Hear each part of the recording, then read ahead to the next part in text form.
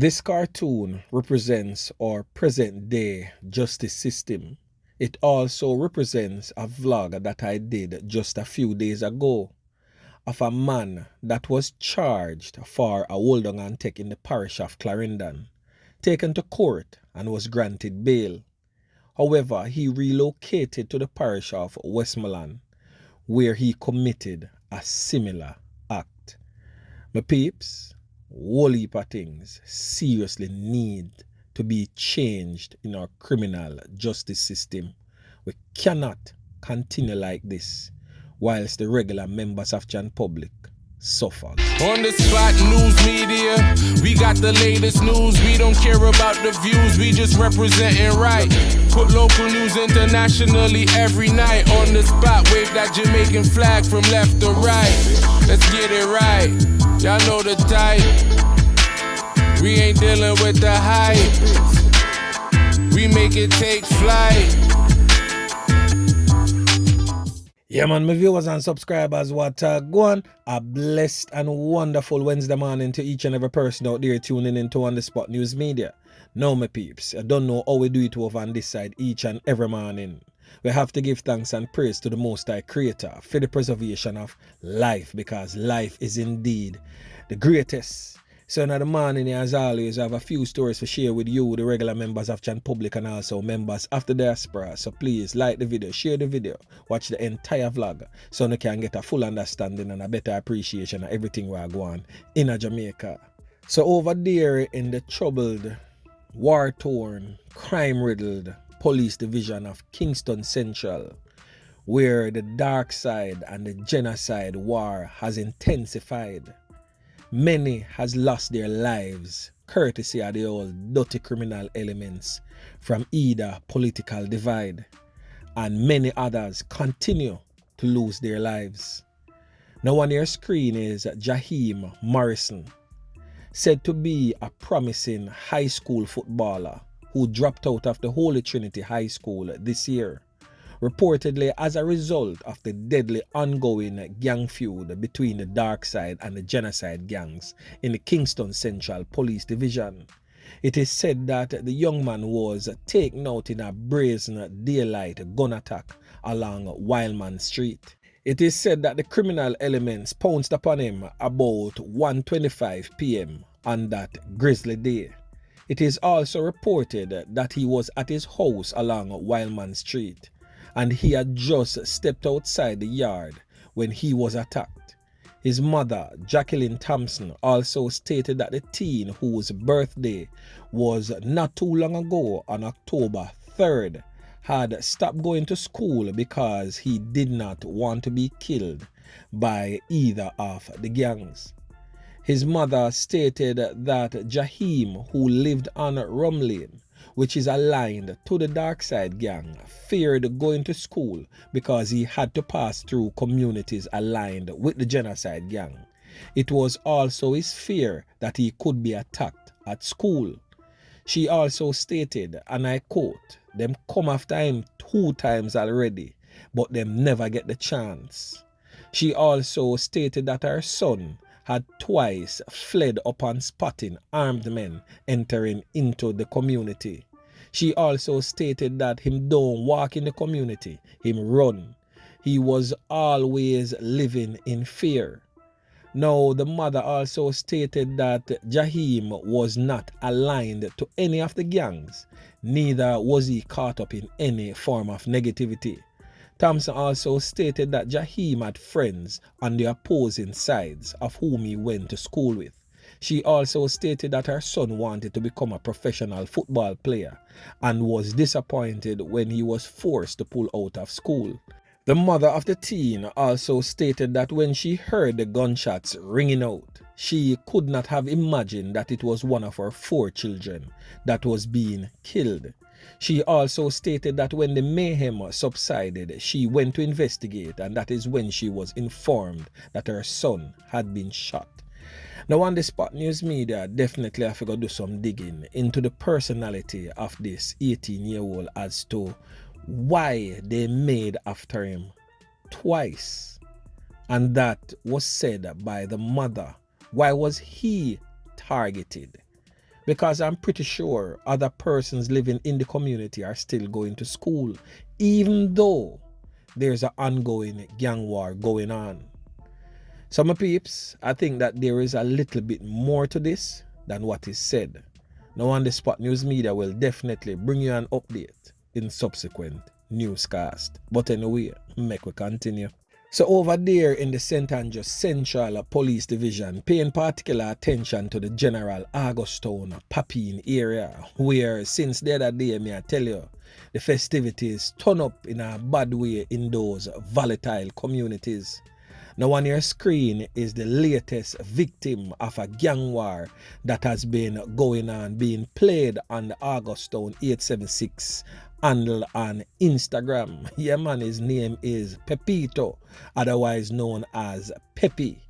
Him get a portion taken to him skin, leaving him lifeless over there in Hermitage, a place where them call Tapgola. His body was found along the roadway. He is said to be the stepson of the Don for Bottom Goldsmith Villa, who is featured in several voice notes in the latest saga going on the Augustown 876 page on Instagram. By the way, that Don is now facing trial in the courts. Now on the Spot News Media will definitely be covering the stories coming out of the Augustown 876 on Instagram for you, the regular members of Chan Public. So stay tuned for that coming up in the day. Yeah man, so anyway, make we continue. So over there in the parish of Clarendon, we see where a series of knockings and clappings are going from over there, and a portion of people end up lose them 3 points courtesy of the criminal elements plaguing various communities right across Clarendon. Definitely not a good look, my peeps, but anyway, the latest set of victims is 2 persons will get caught up in 2 separate incidents. Now on your screen is Casey Mohammed, otherwise known as Official, yeah man, age 31, said to be a businessman of Sunflower Avenue in Hayes, Clarendon. Now from information received is that citizens heard loud explosions and a passerby discovered the body along the roadway and summoned the police. Now, upon the arrival of the police, the body of the deceased was seen lying face down in a pool of you-know-what, and what appears to be a portion of corner wounds to the upper body. The body was clad in a white t-shirt, a light blue jeans pants, and a cream pair of shoes. Now, from information received is that the police also took up 14 9mm spent casing from that scene. So you know, say boy, the man them got deal with the thing. Savage. Yeah man, may I tell you. Now, the next loss of life for going in a Clarendon was committed in the 4 Parts area about 2 p.m. at Rock Road Osborne Store, Clarendon. That is vicinity the entrance to Wayland Close.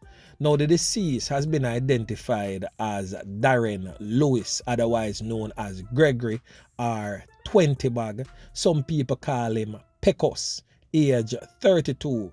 Is a man that come from the Rock Road Osborne Store area in Clarendon. Also, now facts surrounding his knockings and clappings is that the now deceased Lewis was riding a blue bicycle along the Rock Road main road, and upon reaching the entrance of the Wayland Close, he stopped to have conversation with a person that he knew. So whilst he was having that conversation with that person, that is when all hell broke loose, and 2 men armed to the teeth walk up to him, bilious may I tell you, and just open gunfire, hitting him all over.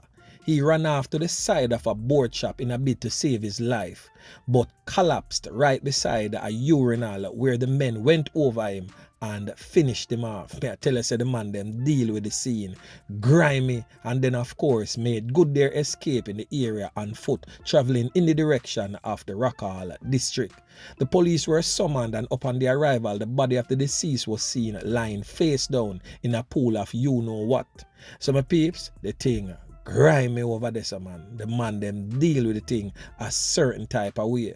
The police report also stated that he got head can and foot can, so the man them maim him before them go near him. Yeah man, me I tell you, them deal with the thing grimy. So Clarendon, on the need to take it easy, man. Trust me, the man them a deal with the thing a certain type of way. But anyway, make we continue. So over there in the parish of St. Mary, the regular members of John Public and members of the Dean Pen district alike is now grieving the loss of life of one of our nation's most vulnerable, as she was burned to death at her home in what appears to be a suspected arson attack at her home in Dean Pen District in Highgate, St. Mary.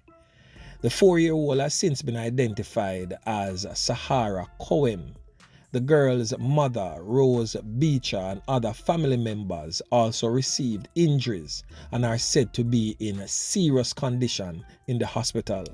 It is reported that the occupants of the house were asleep when Beecher felt a liquid substance on her and then immediately felt a fire. It is also stated that she got up and ran from the house because the house was already engulfed in flames. It is said that she managed to run to safety and receive severe burns to her body. It is also stated that she was unable to assist or alert anyone. However, the fire department was called and a cooling down operations took place, after which the charred remains of her daughter was found. The girl's father, Okoye Cohen, who lives elsewhere, also stated that he has been left devastated by the loss of life of his child.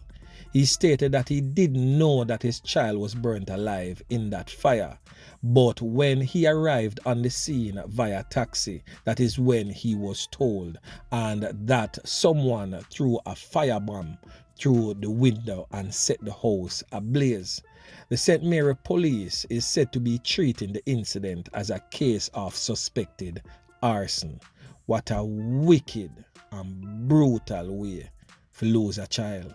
Boy, me I tell my peeps, the hearts of men has become desperately wicked. My peeps, make we continue. So for the past couple of days now, the real hot topic in the streets is the illegal sales of lands over there in Clifton, the Bernard Lodge stretch of Clifton in St. Catherine, where the Prime Minister sent out a team for bulldoze down some unfinished houses that is said to be building on government lands illegally obtained. Now the Prime Minister instructed MOCA and other police entities to do a full investigation and arrest and charge anybody that them find culpable. Now we get to understand that one person has since been charged in relation to the illegal sales of land in the vicinity of Clifton in Portmore, St. Catherine. Now the person in question has since been identified as Suelyn Ward Brown, who is a school principal. She has been charged with breaches of the Proceeds of Crime Act (POCA), the Law Reform Fraudulent Transaction Special Provisions Act, and Common Law Conspiracy to Defraud. The police sources also told On The Spot News Media that there is 3 other persons of interest in relation to this matter.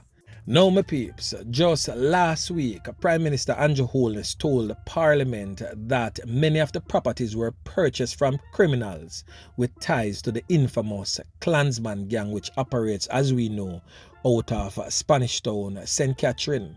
But the irony of all of this is that the woman who was arrested by the police yesterday, Suelyn Ward Brown, is currently the principal of the Jamaica China Goodwill Infant School.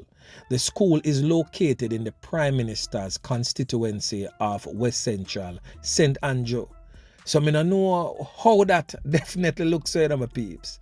But as Ninja Man would have said in I'm like a meme, something right here, so yeah man. So On The Spot News Media will definitely keep you updated as this saga unfolds. So anyway, my peeps, remember to like, share, subscribe to the channel. Stay tuned to On The Spot News Media as I continue to bring you fresh news and updates in subsequent newscast.